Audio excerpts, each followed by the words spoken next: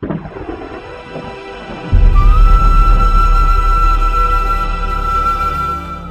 भी देश अपनी विरासत को सहेज कर ही आगे बढ़ सकता है। विकास भी और विरासत भी के मंत्र से आज का भारत विकास पथ पर तेज गति से अग्रसर है।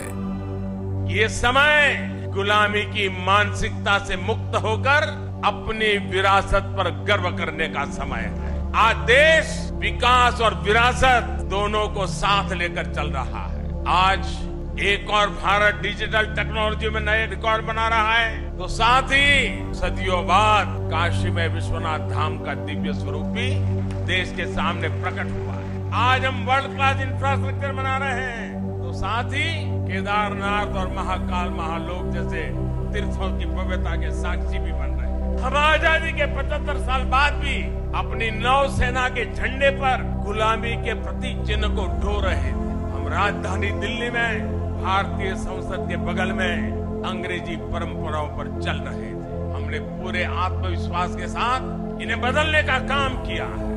आज भारत अपनी विरासत और परंपराओं से दुनिया के दृष्टिकोण को बदल रहा है। भारतीय विरासत को सहेजने और संवर्धन के लिए ये है मोदी की गारंटी।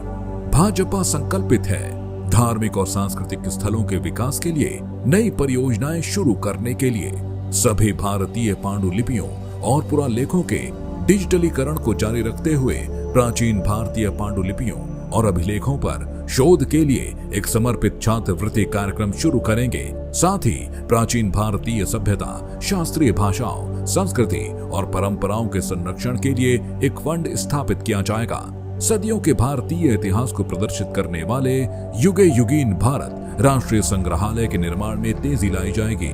प्राचीन भारतीय साहित्यिक रचनाओं के विदेशी भाषाओं में अनुवाद और रूपांतरण को प्रोत्साहन देंगे। एएसआई स्मारकों के जीर्णोद्धार और संरक्षण पर भी जोर दिया जाएगा। पर्यटन स्थलों के व्यापक विकास के लिए शुरू हुए स्वदेश दर्शन कार्यक्रम को मजबूती प्रदान करेंगे। सीमावर्ती गांव की जीवन शैली और संस्कृति का अनुभव कराने के लिए थीमेटिक सर्किट का विकास करेंगे।